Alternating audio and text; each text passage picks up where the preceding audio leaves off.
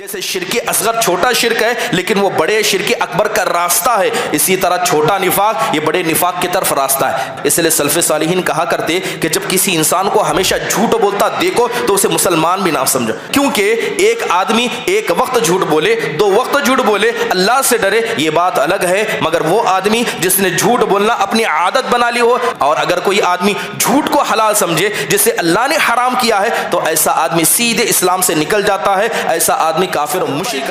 یہ مقدس ہستیاں تھی، زمین پر چلتے تھے، ان کے تذکرے آسمانوں پر ہوتے تھے، یہ زمین کے اندر عمل کرتے، اللہ تعالیٰ آسمان سے جنت کی خوشخبریاں دیا کرتا تھا، لیکن اس کے بعد بھی نفاق کا ڈر ان کے دل سے نہیں گیا۔ گویا نفاق سے ڈرنا یہ مومن کی علامت ہے، اور نفاق سے نہ ڈرنا یہ خود ایک منافق۔ اپنوں کا حال یہ ہے کہ دین کے مسئلے میں ان کے یہاں شک ہے، ہماری عورتوں کو شک ہے، ہمارے مردوں کو شک ہے، ہمارے بچوں کو دین کے مسئلے میں شک ہے، کئی طرح کے سوالات اٹھا کر ان کے ایمان کو غیر ایسے ہی برباد کر رہے ہیں، اور اوپر سے یہ نفاق کی علامتیں اندر سے ہم میں سے اکثر کے ایمان کو کھا کر کھوکھلا کر دیتی ہے۔ وقال اللہ سبحانہ وتعالی ان المنافقین فی الدرک الاسفل من النار، وقال تعالی ان المنافقین یخادعون اللہ وهو خادعهم وَإِذَا قَامُوا إِلَى الصَّلَاةِ قَامُوا كُسَالَى يُرَاءُونَ النَّاسَ۔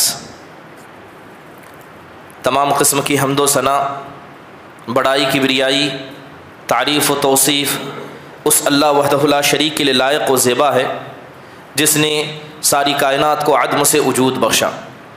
درود نازل ہو تمام انبیاء علیہم الصلاۃ والسلام پر، جنہیں اللہ سبحانہ و تعالیٰ نے اپنی قوموں تک ہادی و رہبر بنا کر بھیجا، خصوصاً ہمارے اور آپ کے آخر نبی جناب محمد الرسول اللہ صلی اللہ علیہ وسلم کے ذاتی گرامی پر، جنہیں اللہ سبحانہ و تعالیٰ نے ایک ایسی شریعت سے نوازا جو شریعت رات کی تاریکی میں بھی دن کی طرح واضح اور روشن ہے۔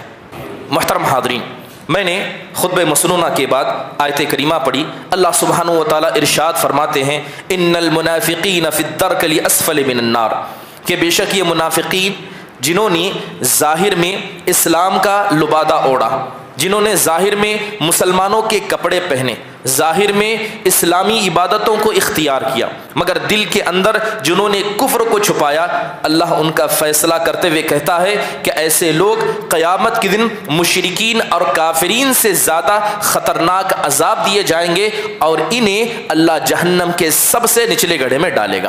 یہ بات ہم سب جانتے ہیں کہ جیسے ہی اسلام آگے بڑھا، اسلام سے جلنے والے، اسلام پر حسد کرنے والے، اسلام کو اندر سے کھوکھلا کرنے والے بہت سارے افراد ہمیشہ معاشرے میں پیدا ہوتے رہے۔ یہ جو نفاق ہے یہ یہودیوں کی دین ہے۔ یہودیوں نے جب دیکھا کہ ہم مسلمانوں سے آمنے سامنے مقابلہ نہیں کر سکتے، تو انہوں نے مسلمان کو اور اسی طرح اسلام کے پھلتے پھولتے درخت کو کیڑے لگانے کے لیے، اندر سے کھوکھلا کرنے کے لیے نفاق جیسی ایک بری صفت کو لا کر مسلمانوں کے بیچ میں ڈال دیا۔ یہ نفاق ہے۔ محترم حاضرین، آخرکار منافقین کو مشرکین سے زیادہ عذاب کیوں دیا جائے گا؟ منافقین کو کافر سے زیادہ عذاب اللہ کیوں دے گا؟ تفسیر جب پڑھتے ہیں تو پتہ چلتا ہے کہ منافقین بھی کافر ہیں، خاص کر وہ منافق جو عقیدے کے منافق ہیں وہ بھی کافر ہیں، جس طرح عام کافر ہیں، لیکن انہوں نے کفر کے ساتھ ایک اور بڑا گناہ کیا۔ وہ بڑا گناہ کیا تھا؟ اسلام کا مذاق اڑانا، مسلمانوں کا مذاق اڑانا، مسلمانوں کے ساتھ رہ کر ان کے راز کو لے کر کافروں تک پہنچانا، یہ بڑا کام کفر کے علاوہ انہوں نے کیا ہے۔ لہذا اللہ تعالیٰ نے ان کی سزا کو سناتے ہوئے کہا ان المنافقین فی الدرک الاسفل من النار، کہ یہ منافقین قیامت کے دن جہنم کے سب سے نچلے گڑھے میں ہوں گے۔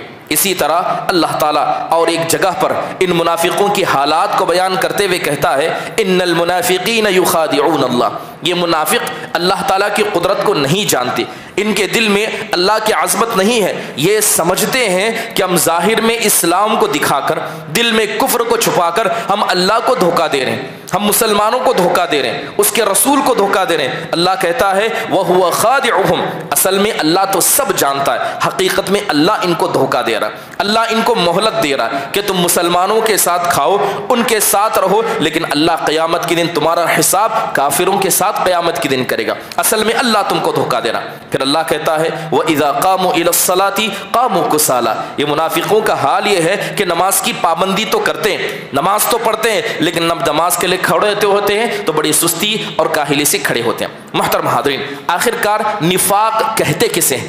عربی کے اندر جو لفظ نفقہ ہے یا نفاق ہے وہ چوہے کے اس بل کو کہا جاتا ہے جس کا منہ، جس کا سرا ایک ہوتا ہے مگر اندر بہت سارے راستے ہوتے ہیں، جس کا چہرہ ایک ہو لیکن اندر بہت سارے کفر اور بہت ساری گندگیاں اس کے پاس چھپی ہوں، اس کو عربی میں نفقہ سے نفاق کہا جاتا ہے۔ اصطلاحی انداز سے منافق کہتے ہیں کہ وہ انسان جو زبان سے مسلمان ہو، زبان سے اسلام کو مانے لیکن اس کا عمل، اس کا فعل اسلام کے خلاف ہو، دل سے وہ اللہ اس کے رسول کو نہ مانتا ہو، ایسا آدمی کیا ہے؟ منافقین میں ہے۔ علامہ ابن کثیر رحمہ اللہ ایک منافق کی تعریف کرتے ہوئے کہتے ہیں وہ اظہار الخیر و اسرار الشر، منافق وہ ہوتا ہے جو ہمیشہ اپنا اچھا پہلو لوگوں کے سامنے دکھاتا ہے، لوگوں کے سامنے ہمیشہ اپنے آپ کو اچھا دکھاتا ہے لیکن حقیقت میں اس سے زیادہ برا کوئی نہیں ہوتا، چاہے وہ کسی ایک شخص کے لیے ہو، چاہے وہ کسی ایک جماعت کے لیے ہو، چاہے وہ مسلمانوں کی ساری سوسائٹی کے لیے ہو، جو اچھا پہلو دکھائے لیکن پیٹھ پیچھے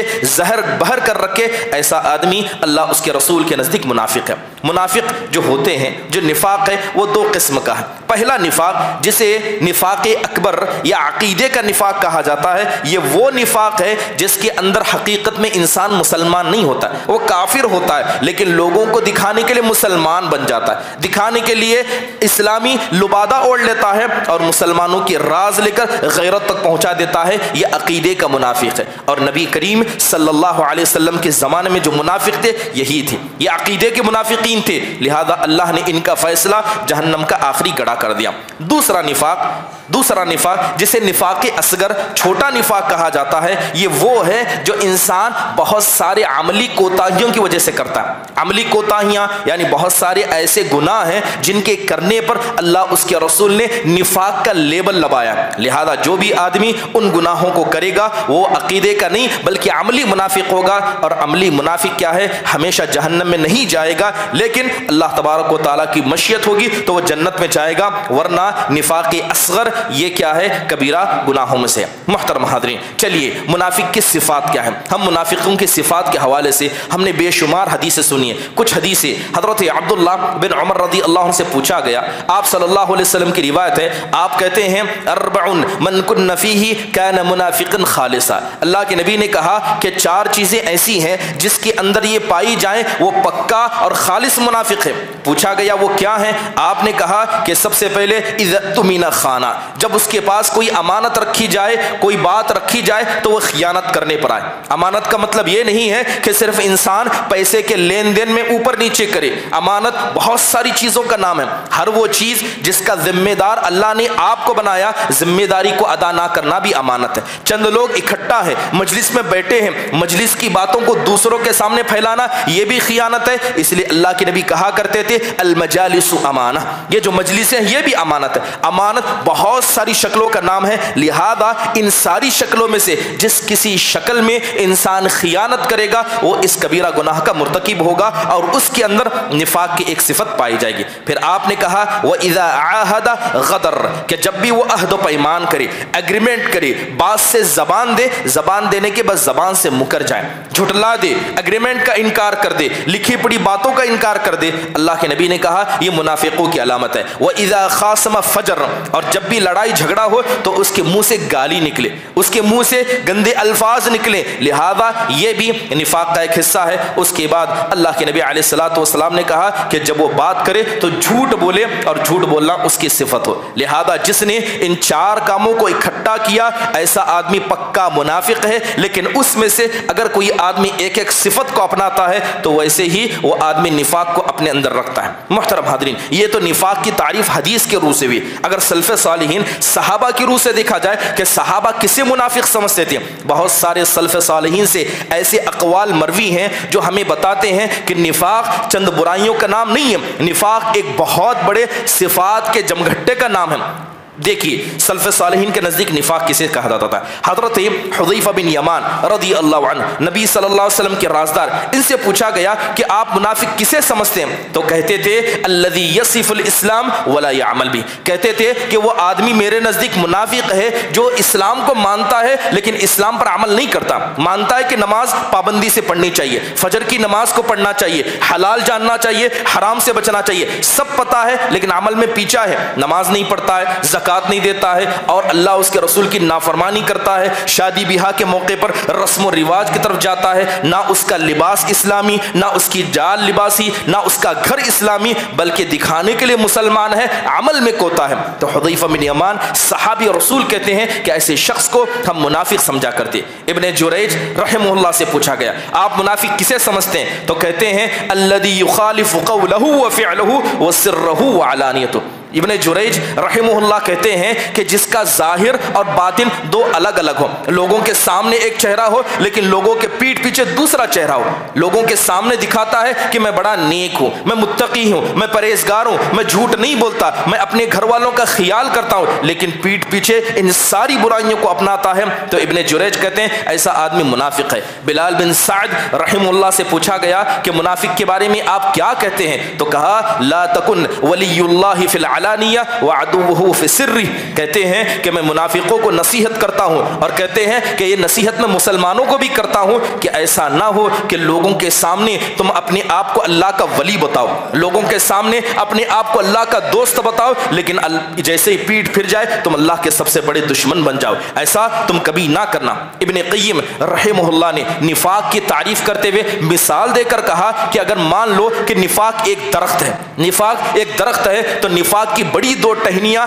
ایک جھوٹ ہے دوسری ریاکاری ہے۔ نفاق اگر ایک درخت ہے تو اس کی دو بڑی ٹہنیاں ہیں، پہلی ٹہنی جھوٹ بولنا ہے، دوسری ٹہنی ریاکاری کرنا ہے، اور کہتے ہیں اس نفاق کو جو پانی، اس درخت کو جو پانی پہنچتا ہے وہ دو طریقے سے پہنچتا ہے۔ سب سے پہلے انسان کے پاس علم کا کم ہونا، انسان کے پاس علم کا نہ ہونا، نہ بصیرت کا ہونا، اور دوسرا انسان کے پاس عمل کرنے کی طاقت نہ ہونا، عمل کرنے کی ہمت نہیں ہونا۔ انسان ہمت نہیں کرتا ہے کہ میں یہ بھی عمل کروں گا وہ بھی عمل کروں گا، عمل کے مسئلے میں انسان بے پرواہ ہے۔ تو کہتے ہیں کہ یہ دو ایسے چشمے ہیں جو نفاق کے درخت کو پانی پہنچاتے ہیں۔ محترم حاضرین، صحابہ اکرام رضوان اللہ علیہ مجمعین میں سے حضرت عبداللہ بن عمر رضی اللہ عنہ کے پاس ایک آدمی آیا اور آ کر کہتا ہے کہ میں آپ سے ایک سوال پوچھنا چاہتا ہوں، جواب دیجئے۔ کہتا ہے کہ انا ندخل علی سلطاننا فنقول لهم بخلاف ما نتکلم، کہتے ہیں کہ جب بھی ہم اپنے بڑوں کے پاس جاتے ہیں، کوئی بڑا ہے، کوئی ذمہ دار ہے، اس کے پاس ہم جاتے ہیں تو ہم اس کے منہ پر اس کی تعریف کرتے ہیں، ہمارے دل میں جو ہے وہ نہیں بولتے، جھوٹی اس کی تعریف کرتے ہیں، اس کو خوش کرنے کے لیے باتیں کہتے ہیں، لیکن جیسے ہی اس کے پیٹھ پیچھے جاتے ہیں تو اس کی حقیقت کو لوگوں کے سامنے بیان کرتے ہیں۔ آپ اسے کیا سمجھتے ہیں؟ تو حضرت عبداللہ بن کہتے ہیں کہ ہم تو ایسے لوگوں کو منافق سمجھا کرتے تھے، ہم صحابہ کے زمانے میں ایسے آدمی کو منافق سمجھا کرتے، جو آدمی حق بات کو انسان کے سامنے نہ کہے، ٹال مٹول کرے، ایسا آدمی بھی سلف صالحین کے نزدیک منافقوں میں شمار ہوتا ہے۔ تو پتہ یہ چلا کہ نفاق یہ چند اعمال کا نام نہیں، نفاق یہ بہت سارے اعمال کا حصہ ہے، جس کے اندر سب سے پہلے جھوٹ بولنا، خیانت کرنا، لڑائی جھگڑے میں گالی گلوچ کرنا، اسی طرح انسان کا ٹو فیس والا ہونا، دو چہرے والا ہونا، اس کے پاس جائے تو اس کی تعریف کرے، اس کے پاس جائے تو اس کی تعریف کرے، تو دو چہرے والا ہونا یہ بھی نفاق کی علامت ہے۔ مسلمانوں کے مسئلے میں ہمیشہ بدگمان رہنا، یہ لوگ ایسے ہی ہیں، یہ لوگ ایسا ہی کرتے ہیں، جس مسلمان کو دیکھیں چند برائیاں اس کی پتہ چلے تو انسان ہمیشہ ایسے لوگوں کے مسئلے میں بدگمان ہو جائے۔ یہ بدگمانی بھی نفاق کی علامتوں میں سے ایک علامت ہے۔ مسلمانی کے عیب کے تلاش کرنا، محترم حاضرین، یہ ساری چیزیں انسان کو نفاق کی طرف لے جاتی ہیں، لہذا جو انسان ان ساری چیزوں کو اپنے اندر دیکھتا ہے وہ اپنے ایمان کی خیر منائے۔ محترم حاضرین، اب پتہ یہ چلا کہ نفاق یہ بہت سارے اعمال کا حصہ ہے۔ اب انسان بچے کیسے؟ انسان نفاق سے بچے کیسے؟ سب سے پہلی چیز انسان کو یہ بات مان لینی چاہیے کہ جو آدمی منافق ہے ایسا آدمی کبھی مومن نہیں ہو سکتا۔ جو آدمی اپنے اندر نفاق کی علامتوں کو رکھتا ہے ایسا آدمی کبھی پکا سچا مومن نہیں ہو سکتا. وہ آدمی مسلمانوں میں شمار ضرور ہوگا مگر وہ مومنوں میں سے کبھی ہو نہیں سکتا. لہذا جب تک دل کے اندر نفاق کی گندگی ہے ایمان کامل طور پر داخل نہیں ہو سکتا. دوسری اہم بات یاد رکھیں کہ نفاق کی دو شکلیں آپ کے سامنے بتائی گئی, ایک چھوٹا نفاق ایک بڑا نفاق. یاد رکھیں کہ جو آدمی چھوٹا منافق ہے وہ راستہ طے کر چکا ہے بڑے نفاق کی طرف. گویا چھوٹا نفاق جیسے شرک اصغر چھوٹا شرک ہے لیکن وہ بڑے شرک اکبر کا راستہ ہے, اسی طرح چھوٹا نفاق یہ بڑے نفاق کی طرف راستہ ہے. جو آدمی برابر نفاق کی صفتوں کو اپنے اندر رکھے گا, اس لیے سلف صالحین کہا کرتے کہ جب کسی انسان کو ہمیشہ جھوٹ بولتا دیکھو تو اسے مسلمان بھی نہ سمجھو. جو آدمی ہمیشہ جھوٹ بولتا ہے, جھوٹ بولنا اس کی عادت ہے, کیونکہ ایک آدمی ایک وقت جھوٹ بولے دو وقت جھوٹ بولے اللہ سے ڈرے یہ بات الگ ہے, مگر وہ آدمی جس نے جھوٹ بولنا اپنی عادت بنا لی ہو ایسا آدمی بسا اوقات جھوٹ کو حلال سمجھ لیتا ہے. اور اگر کوئی آدمی جھوٹ کو حلال سمجھے جسے اللہ نے حرام کیا ہے تو ایسا آدمی سیدھے اسلام سے نکل جاتا ہے, ایسا آدمی کافر و مشرک بن جاتا ہے کیونکہ اس نے اللہ کی حرام کردہ چیز کو حلال سمجھا. تو کہتے ہیں کہ جو لوگ بڑے بڑے گناہوں کے عادی بن جاتے ہیں, چاہے جھوٹ بولنے کے ہو, چوری کرنے کے ہو, مسلمانوں کو دھوکہ دینے کے ہو, لڑائی جھگڑے میں غلط الفاظ کے استعمال میں ہو, جو لوگ ان کو عادت بنا لیتے ہیں ایسے لوگ اپنے ایمان کی خیر بنائے کیونکہ وہ شرک اکبر کی طرف کفر اکبر کی طرف اپنے راستے کو طے کر چکے ہیں. محترم حاضرین, نفاق سے ہر مومن کو ڈرنا چاہیے. جو آدمی نفاق سے نہیں ڈرتا سمجھ لیجئے کہیں نہ کہیں اس کے دل میں نفاق موجود ہے, کیونکہ نفاق سے صرف ایک مومن ڈرتا ہے. اس لیے نفاق سے بچنے کا سب سے بہترین طریقہ یہ بھی ہے کہ انسان ہمیشہ نفاق کے بارے میں جانے اور نفاق کا ڈر اپنے دل کے اندر رکھے. بات اگر نفاق کے ڈر کی جائیے سلف صالحین رحمہم اللہ کی زندگیوں کو دیکھیے اور بات کریں اگر صحابہ کی, صحابہ اکرام یہ مقدس ہستیاں تھی, زمین پر چلتے تھے, ان کے تذکرے آسمانوں پر ہوتے تھے, یہ زمین کے اندر عمل کرتے, اللہ تعالیٰ آسمان سے جنت کی خوشخبریاں دیا کرتا تھا, لیکن اس کے بعد بھی نفاق کا ڈر ان کے دل سے نہیں گیا. گویا نفاق سے ڈرنا یہ مومن کی علامت ہے اور نفاق سے نہ ڈرنا یہ خود ایک منافق کی علامت ہے. حدیث کے اندر آتا ہے صحابہ کا ڈر نفاق کے حوالے سے دیکھیے, حدیث کے اندر آتا ہے حضرت ام سلمہ رضی اللہ عنہا کہتی ہیں کہ ایک حدیث اللہ کے نبی نے مجھے بیان کی تھی, ایک حدیث اللہ کے نبی نے مجھے بیان کی. چند تابعین آ کر حضرت ام سلمہ کی مجلس میں بیٹھ گئے تو حضرت ام سلمہ نے انہیں حدیث سنائی. حدیث کیا تھی؟ اللہ کے نبی نے کہا ان من اصحابی من لا یرانی بعد ان افارقہ. آپ کہتے ہیں کہ میرے ساتھیوں میں سے کچھ ایسے ساتھی ہیں کہ انہوں نے مجھے دنیا میں دیکھا ہے لیکن جیسے ہی میں دنیا سے چلا جاؤں وہ دنیا سے چلے جائیں, قیامت کے دن کبھی نہ میں ان کو دیکھوں گا نہ وہ مجھے کبھی دیکھیں گے. گویا اللہ کے نبی کہہ رہے تھے کہ ہمارے تعلقات دنیا تک ہیں, ان کا ایمان خالص نہیں ہے, منافق ہے, لہذا انہوں نے مجھے دنیا میں دیکھا ہے, قیامت کے دن یا آخرت کے دن یہ لوگ مجھے کبھی نہیں دیکھ پائیں گے. اور آپ علیہ الصلوۃ والسلام نے اس میں اصحاب کا ذکر کیا. جیسے یہ حدیث حضرت عمر بن خطاب کے کان تک پڑی کہ حضرت ام سلمہ رضی اللہ عنہا نے ایسی حدیث بیان کی ہے, حضرت عمر آئے, دوڑتے ہوئے آئے, کام میں تھے, کام کو چھوڑا, اجازت دے کر حضرت ام سلمہ رضی اللہ عنہ کے گھر میں داخل ہو گئے اور کہنے لگے کہ میں نے سنا ہے کہ آپ نے اللہ کے رسول صلی اللہ علیہ وسلم سے ایسی حدیث بیان کی. کہا کہ صحیح بات ہے. تو بیٹھے اور رونے لگے اور کہنے لگے باللہ انا منہم, کہنے لگے کہ آپ تو نبی کی قریبی تھی, آپ تو لوگوں کو جانتی ہیں, آپ تو پہچانتی ہیں, میں اللہ کا واسطہ دے کر کہتا ہوں کہ آپ مجھے ان میں سے شمار کرتی ہیں, کہ آپ مجھے سمجھتی ہیں کہ میں ان میں سے ہوں جنہوں نے اللہ کے نبی کو یہاں دیکھا اور قیامت کے دن وہ اللہ کے نبی کو نہیں دیکھ پائیں گے. حضرت ام سلمہ رضی اللہ عنہ خاموش ہو گئی اور کہنے لگی اللہم ولا ابری احدا بعدک, کہنے لگے عمر آپ نے پوچھا ہے تو صرف اس لیے کہتی ہوں کہ مجھے نہیں لگتا کہ آپ ان میں سے, مجھے نہیں لگتا کہ آپ ان میں سے ہیں, کیونکہ آپ کا جو مقام اسلام کے اندر ہے وہ تو ہر کوئی جانتا ہے, لیکن اس کے بعد اگر کوئی مجھ سے یہ بات پوچھے تو کسی کے بارے میں یہ گواہی نہیں دوں گی, یہ گواہی میں صرف آپ کے بارے میں دیتی ہوں. محترم حاضرین, یہ کون سی شخصیت تھی؟ حضرت عمر بن خطاب رضی اللہ, یہ کوئی معمولی شخص نہیں تھے. اللہ کے نبی نے ہاتھ اٹھا کر دعا کی تھی, ان کے اسلام کی دعا کی تھی. آپ نے کہا تھا, دو لوگوں کی طرف اشارہ کرتے ہوئے کہا اے اللہ ان دو میں سے جو تیرے نزدیک پیارا ہے تو اسے توفیق دے کہ مسلمان ہو جائے اور اس کے ذریعے اسلام کو طاقت پہنچا. آپ نے ابو جہل کا نام لیا, آپ نے عمر بن خطاب کا نام لیا, آپ کے اسلام کے قبول ہونے کی دعا اللہ کے نبی نے کی. آپ مسلمان ہوئے. حضرت عمر بن خطاب آپ کے مسلمان ہونے کے بعد سب سے پہلے مسلمانوں نے کھل کر پہلی مرتبہ مکہ کے اندر نماز پڑھی. حضرت عمر کے مسلمان ہونے کے بعد کافروں کے ہاتھ رک گئے. یہ کوئی معمولی شخص نہیں تھے. حضرت عمر بن خطاب رضی اللہ عنہ اسلام کے بڑے مسئلے میں بڑے سخت تھے. اللہ نے حق آپ کی زبان پر جاری کر دیا, مشورہ دیتے, آسمان سے قرآن کی آیتیں نازل ہوا کرتی. محترم حاضرین, اللہ کے نبی علیہ الصلوۃ والسلام کے اصحاب میں سے کون ایسی طاقت رکھتا تھا کہ وہ ام المؤمنین کو ڈانٹ سکے, نبی کی بیویوں کو ڈانٹ سکے, سوائے حضرت عمر بن خطاب کی. بڑی حدیث مشہور ہے, آپ نے بارہا سنی ہوگی. اللہ کے نبی بیٹھے ہیں, ساری آپ کی بیویاں بیٹھی ہیں, آپ صلی اللہ علیہ وسلم سے بات چیت کر رہی ہیں, آواز بلند کر رہی ہیں, کسی چیز کا مطالبہ کر رہی ہیں. اسی درمیان حضرت عمر نے گھر میں آنے کی اجازت مانگی. جیسے ہی حضرت عمر نے اجازت مانگی, ساری عورتیں وہاں سے اٹھ کر پردے میں چلی گئیں اور وہاں سے نکل گئیں. حضرت عمر بیٹھے تو اللہ کے نبی ہنسنے لگے, آپ صلی اللہ علیہ وسلم زور زور سے ہنسنے لگے. تو حضرت عمر نے آپ صلی اللہ علیہ وسلم کو ہنستا دیکھا تو دعا دیتے ہوئے کہا, اضحک اللہ سنک یا رسول اللہ, اے اللہ کے نبی, اللہ آپ کے دانتوں کو ایسے ہی ہنستا رکھے, آپ کیوں ہنس رہے ہیں؟ تو اللہ کے نبی صلی اللہ علیہ وسلم کہنے لگے کہ دیکھو, یہ سب یہاں بیٹھی تھی, میرے سامنے بیٹھ کر آواز کو بلند کر رہی تھی, مجھ سے یہ وہ مانگ رہی تھی, لیکن تم کو آتا دیکھ کر تم سے ڈر کر سب اندر چلی گئی. تو حضرت عمر نبی صلی اللہ علیہ وسلم کی بیویوں کو ڈانٹتے ہوئے کہتے ہیں, یا عدوات انفسہن, اے اپنے نفس کی دشمن عورتوں, تم مجھ سے ڈرتی ہو. حق تو یہ تھا کہ تم اللہ کے نبی سے ڈرتی, تم مجھ سے ڈرتی ہو. تم اپنے نفس کی دشمن ہو, تم اللہ تعالیٰ سے ڈرتے رہنا. یہ بات جب حضرت عمر نے نبی صلی اللہ علیہ وسلم کی موجودگی میں ان کی بیویوں کو ڈانٹتے ہوئے کہا تو اللہ کے نبی کہنے لگے, اے عمر, تم ان کی کیا بات کرتے ہو؟ خدا کی قسم, جس راستے میں تم جاؤ شیطان بھی ڈر کر تم سے اپنا راستہ بدل لے, تمہارا تو یہ مقام ہے. محترم حاضرین, یہ مقام حضرت عمر بن خطاب رضی اللہ عنہ کا تھا, لیکن اس کے بعد بھی ان کے دل میں نفاق کے ڈر کا ہونا یہ ایمان کی زندہ علامت تھی.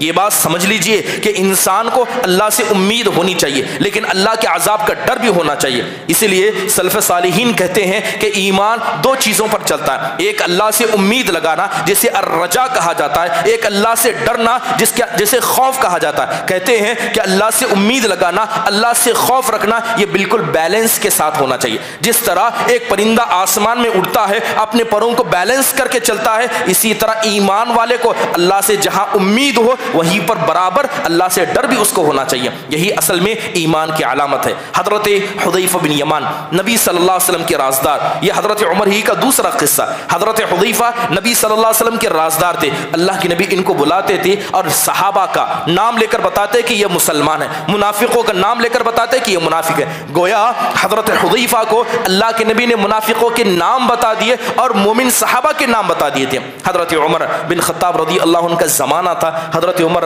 مسلمانوں کے خلیفہ تھے. تو ایک جنازہ آیا, جنازہ آنے کے بعد حضرت عمر نماز پڑھانے کے لیے آگے بڑھے تو حضرت حذیفہ نے ہاتھ پکڑ لیا. حضرت حذیفہ جو پہلی صف میں تھے ہاتھ پکڑ لیا اور کہنے لگے انہ من ہؤلاء, کہنے لگے انہ من اولئک, اور بعض روایت انہ من ہؤلاء, کہنے لگے یہ ان لوگوں میں سے جو جنازہ آیا ہے, جس کی نماز جنازہ پڑھانے کے لیے آپ آگے بڑھے ہیں, یہ منافقوں میں سے ہے, اور اللہ کے نبی نے اس کا نام لے کر مجھے بتایا تھا کہ یہ منافق ہے.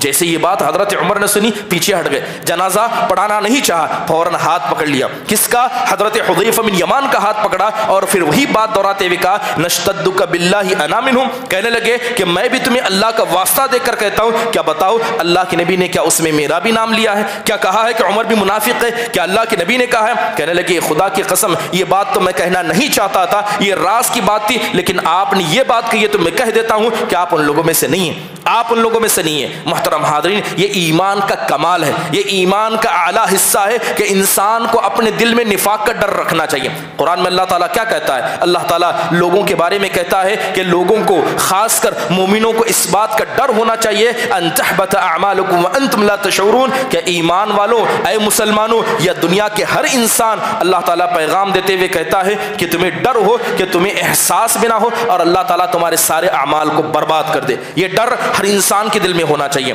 اور اللہ تعالیٰ دوسری جگہ کہتا ہے فلا یأمن مکر اللہ الا القوم الخاسرون, کہ اللہ کے مکر سے ایک نقصان اٹھانے والی قومی معمون ہو سکتی ہیں. ہم نمازیں پڑھتے ہیں, روزہ رکھتے ہیں, حج کرتے ہیں, زکوٰۃ دیتے ہیں, اللہ کے لیے وقت لگاتے ہیں, اگر کوئی آدمی یہ سمجھے کہ میں نے اتنا سب کر لیا, میرا سب قبول ہو گیا, اس سے بڑھ کر نقصان اٹھانے والا کوئی انسان نہیں ہے. انسان کو ڈر ہونا چاہیے, خوف ہونا چاہیے کہ جو میں نے عبادتیں کی کہیں برباد تو نہیں ہوئی. ان عبادتوں کے قبول ہونے کے اللہ سے دعا کرنا یہ ایمان کا حصہ ہے. محترم حاضرین, جہاں تک بات نفاق کے ڈر کی کہیں، یہ صحابہ کے دلوں میں بستا تھا۔ ابراہیم التیمی رحمہ اللہ کہتے ہیں کہ ما عرضت قولی علی عملی الا خشیت ان اکون مکذبا، کہتے ہیں کہ جن باتوں کو میں زبان سے کہتا ہوں، جب میری زبان سے کہی ہوئی باتوں کو میں اپنے عمل کو دونوں کو تولتا ہوں تو ہمیشہ میں اپنے آپ کو جھوٹا پاتا ہوں۔ کہتے ہیں کہ جو میں لوگوں سے کہتا ہوں اور جو کرتا ہوں، جب دونوں کو ایک ترازو میں رکھتا ہوں تو ہمیشہ میں اپنے آپ کو جھوٹا پاتا ہوں اور اللہ سے ہمیشہ اپنے گناہوں کی معافی مانگتا ہوں۔ حسن بصری رحمہ اللہ سے پوچھا گیا کہ منافق کی علامت کیا ہے، تو کہتے ہیں ما خافہ الا مؤمن ولا امنہ الا منافق۔ بات اگر نفاق کی جائے تو کہتے ہیں کہ نفاق سے صرف ایک مومن ڈرے گا اور منافق کبھی نفاق سے ڈر نہیں سکتا۔ پھر فرماتے ہیں کہ مومن کا حال یہ ہے کہ اللہ پر ایمان رکھتا ہے لیکن پھر بھی ڈرتا ہے، اور منافق کا حال یہ ہے کہ اللہ پر ایمان نہیں رکھتا لیکن پھر بھی مطمئن ہے، پھر بھی خوش ہے کہ میرے سارے اعمال اللہ تبارک و تعالیٰ کے پاس قبول کیے جا رہے ہیں۔ محترم حاضرین، یہ نفاق سے ڈر بڑے بڑے صحابہ کے اندر پایا جاتا تھا۔ بڑا مشہور قصہ ہے حضرت حنظلہ الاسیدی رضی اللہ عنہ کا کہ ایک مرتبہ راستے سے نکلے، بڑے غمگین تھے، پریشان تھے اور زور زور سے یہ کہہ رہے تھے نافق حنظلہ، کہ حنظلہ تو منافق ہو گیا، حنظلہ تو منافق ہو گیا۔ یہ بات حضرت ابو بکر صدیق رضی اللہ عنہ نے سنی تو پوچھا کہ کیا ہوا، کیا مسئلہ ہے، کیوں اپنی زبان سے کہہ رہے ہو کہ حنظلہ تو منافق ہو گیا؟ تو کہنے لگے خدا کی قسم، جب تک اللہ کے نبی علیہ الصلوۃ والسلام کی مجلس میں ہم ہوتے ہیں تو ایسا لگتا ہے کہ یہ دنیا کچھ نہیں ہے، سب کچھ آخرت ہی ہے، سب کچھ اللہ کی ذات ہے اور سب کچھ یہ دین ہے، باقی دنیا کچھ نہیں ہے۔ لیکن جیسے ہی نبی کی مجلس سے اٹھ جاتے ہیں تو ہم دنیا میں لگ جاتے ہیں، اللہ اس کے رسول کی بہت ساری ان ڈرائی ہوئی باتوں کو سن کر ہم بھول جاتے ہیں۔ یہ جو دل کی دو حالتیں کہ نبی کے پاس ایسی حالت اور نبی سے دور جانے کے بعد ایسی حالت کو دیکھ کر لگتا ہے نافق حنظلہ، کہ حنظلہ منافق ہو گیا۔ حضرت ابوبکر صدیق رضی اللہ عنہ کہتے ہیں کہ اگر بات ہی ہے تو سن لو، تب میں بھی منافق ہو گیا، تب میں بھی منافق ہو گیا، کیونکہ نبی کی مجلس میں میں رہتا ہوں تو میرے دل کی بھی کیفیت ہی رہتی ہے، لیکن جب نبی سے دور ہوتا ہوں تو وہی کیفیت میری بھی ہوتی ہے جو تمہاری ہوتی ہے۔ لہذا حضرت ابوبکر صدیق، حضرت حنظلہ الاسیدی رضی اللہ عنہ دونوں گئے اور نبی صلی اللہ علیہ وسلم کے سامنے جا کر مسئلہ رکھا تو اللہ کے نبی نے کہا یا حنظلہ ساعہ ساعہ، کہا اے حنظلہ یہ ایمان ایسا ہی ہے، کبھی ایمان بڑھتا ہے اللہ کا ذکر سن کر، کسی ڈرانے والے کی ڈار کو سن کر انسان کا ایمان کے اندر ڈر پیدا ہوتا ہے، اس کا ایمان بڑھ جاتا ہے، لیکن جیسے ہی وقت ہو جاتا ہے انسان ان باتوں کو بھول جاتا ہے تو اس کا ایمان کمزور ہوتا ہے، کبھی ایمان بڑھتا ہے کبھی ایمان گھٹتا ہے۔ تو اللہ کے نبی علیہ الصلوۃ والسلام نے کہا کہ تم منافق نہیں ہو۔ پھر آپ نے کہا کہ تمہارا ایمان کا جو مقام، ایمان کا جو مرتبہ میری مجلس میں رہتے ہوئے ہوتا ہے، اگر ایسا ہی ایمان ہر وقت تمہارا ہو تو خدا کی قسم آسمان سے فرشتے اتریں گے اور راستوں میں کھڑے ہو کر تم کو مصافحہ کریں گے۔ ایمان کا اگر وہ مقام تمہارا ہو جائے تو فرشتے آ کر تم کو صفوں راستوں میں مصافحہ کریں گے۔ پھر اللہ کے نبی علیہ الصلوۃ والسلام نے سمجھایا کہ ایمان گھٹتا اور بڑھتا ہے۔ محترم حاضرین، حضرت عبداللہ بن مسعود رضی اللہ عنہ صحابی رسول کے پاس ایک آدمی آ گیا اور آ کر کہتا ہے کہ مجھے اکثر ڈر ہوتا ہے کہ میں منافق ہو گیا ہوں، آ کر کہتا ہے مجھے اکثر ڈر ہوتا ہے کہ میں منافق ہو گیا۔ تو حضرت عبداللہ بن مسعود کہتے ہیں کہ اگر تم منافق ہوتے تو کبھی ڈرتے ہی نہیں۔ کیا کہتے ہیں؟ اگر تم منافق ہوتے تو کبھی ڈرتے ہی نہیں، تم ایمان والے ہو اس لیے تم کو نفاق سے ڈر ہے۔ تو پتہ یہ چلا کہ جو آدمی نفاق سے نہیں ڈرتا وہ آدمی اپنے ایمان کی خیر بنائے، نفاق اس کے دل میں موجود ہے، لیکن جو آدمی نفاق سے ڈرتا ہے اور نفاق کا ڈر ہمیشہ دل میں رکھتا ہے یہ اس کے ایمان کی زندہ علامت ہے۔ یہی وجہ ہے کہ ایمان والوں کے بارے میں اللہ کہتا ہے والذین یؤتون ما اتوا وقلوبهم وجیلہ، اللہ کہتا ہے کہ ایمان والوں کا حال یہ ہوتا ہے کہ اللہ نے جو مال دیا ہے جب وہ مال غیروں کو دیتے ہیں، صدقہ کرتے ہیں، زکوٰۃ ادا کرتے ہیں تو ان کے دلوں میں ڈر لگا رہتا ہے کہیں اللہ تعالیٰ ہمارے صدقے کو رد نہ کر دے، اللہ تعالیٰ کا ہماری اس نیکی کو مردود نہ کر دے، تو دل میں ڈر کا رہنا یعنی عمل کر کے بھی ڈرنا یہ ایمان والی کی علامت ہے، عمل نہ کر کے بھی ہمیشہ خوش رہنا، عمل نہ کر کے بھی معمون رہنا یہ ایک منافق کی اور نقصان اٹھانے والی کی علامت ہے۔ محترم حاضرین، حضرت عبداللہ بن عمر رضی اللہ عنہ بیٹھے ہوئے، حضرت عبداللہ بن عمر رضی اللہ عنہ بیٹھے ہوئے، ایک مانگنے والا ان کے پاس آیا تو حضرت عبداللہ نے ایک دینار اٹھا کر اس کو دے دیا، ایک دینار اٹھا کر اس کو دے دیا۔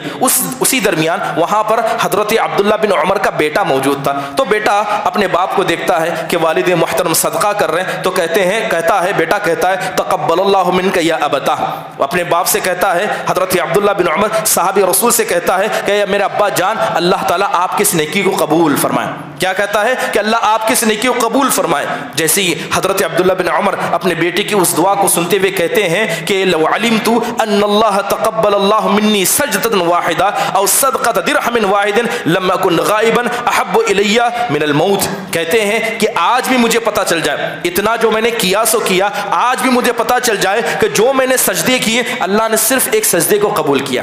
اگر مجھے آج پتہ چل جائے کہ جتنے میں نے صدقے کیے اللہ نے صرف ایک صدقے کو قبول کیا، آج میں چاہوں گا کہ اللہ مجھے موت دے اور اللہ تعالیٰ سے اسی ایک نیکی کی بنیاد پر اللہ سے ملاقات کروں. میں چاہوں گا، لیکن عمل اس لیے کر رہا ہوں کہ مجھے لگتا ہے کہ میرا کوئی عمل اللہ کے پاس قبول نہیں ہوا، اسی ڈر میں روز عمل پر عمل کرتا ہوں. لہذا آپ دیکھیں کہ صحابہ کے اندر عمل کرنے کے بعد اس طرح کا ڈر، یہ بڑی عظیم بات ہے. پھر حضرت عبداللہ بن عمر کہتے ہیں کیا تمہیں پتہ ہے اللہ کس کی نیکی کو قبول کرتا ہے؟ پھر فرمایا انما يتقبل اللہ من المتقین، اللہ تو نیکیوں کو متقیوں سے قبول کرتا ہے. جو آدمی متقی ہو، اللہ سے ڈرنے والا ہو، اللہ اس کی نیکی کو قبول کرتا ہے. ہر ایرے غیری کی نیکی کو اللہ قبول نہیں کرتا. ایک نبی کے دو بیٹے حابل و قابل نبی کے بیٹے ہیں، دونوں نے صدقہ کیا، دونوں نے اللہ کی راہ میں قربانی کی. اللہ نے ایک کو قبول کیا تو اللہ نے دوسرے کا انکار کر دیا. تو پتہ یہ چلا کہ ہر عمل اللہ کے پاس قبول نہیں ہوتا ہے. آدمی اپنے ایمان کی خیر منائے کہ آدمی عمل بھی کم کرے اور اللہ تبارک و تعالیٰ کے مسئلے میں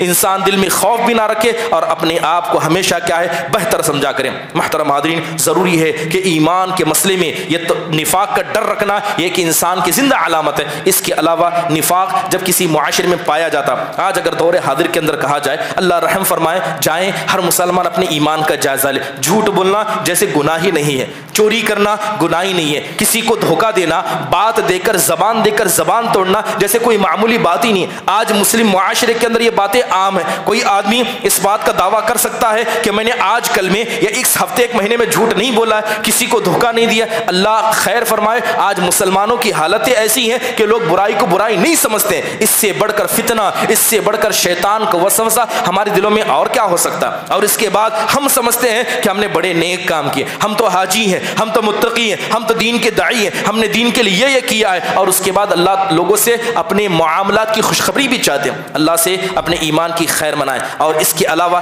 دشمنان اسلام نے کیا مسلمانوں کو اسلام کے مسئلے میں بدگمان کرنے میں کیا چھوڑا ہے؟ آج ہمارے اپنوں کا حال یہ ہے کہ دین کے مسئلے میں ان کے یہاں شک ہے، ہماری عورتوں کو شک ہے، ہمارے مردوں کو شک ہے، ہمارے بچوں کو دین کے مسئلے میں شک ہے. کئی طرح کے سوالات اٹھا کر ان کے ایمان کو غیر ایسے ہی برباد کر رہے ہیں. اور اوپر سے یہ نفاق کی علامتیں اندر سے ہم میں سے اکثر کے ایمان کو کھا کر کھوکھلا کر دیتی ہے. ضروری ہے کہ یہ فتنوں کا دور ہے، مگر اس کے بعد بھی انسان اپنے ایمان کی خیر منائے، ہمیشہ نفاق سے ڈرے، نفاق کا ڈر اپنے دل کے اندر رکھے. اور نفاق کی جو علامتیں، چاہے وہ جھوٹ بولنا ہو، چاہے وہ لڑائی جھگڑے میں گالی دینا ہو، چاہے وہ خیانت کرنا ہو، چاہے وہ دو چہرے کا ہونا ہو، مسلمان کے تعلق سے بدگمان ہونا ہو، یا مسلمانوں کے رازوں کو ٹٹولنا ہو، جتنے بھی گناہ جو انسان کو نفاق کی طرف لے جاتے ہیں، ہر گناہ سے انسان بچنے کی کوشش کرے. اللہ تعالیٰ سے دعا ہے کہ اللہ تعالیٰ اس نفاق جیسی بری بیماری سے اور بری بلا سے مسلم معاشرے کو پاک و صاف فرمائے اور انسان کو اللہ تبارک و تعالیٰ کے مسئلے میں ڈر رکھنے کی توفیق نصیب فرمائے.